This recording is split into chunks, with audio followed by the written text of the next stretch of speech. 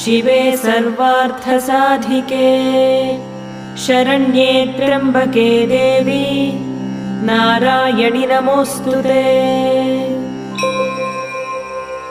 अस्य श्रीललिता सहस्रनाम स्तोत्रमाला मन्त्रस्य वशिन्यादिवाग्देवता ऋषयः अनुष्टुप् छन्दः श्रीललिता परमेश्वरी देवता श्रीमद्वाग्भवकूटेति बीजम् मध्यकूटेति शक्तिः शक्तिकूटेति कीलकम् श्रीललिता महात्रिपुरसुन्दरी प्रसादसिद्धिद्वारा चिन्तितफलावाप्त्यर्थे जपे विनियोगः।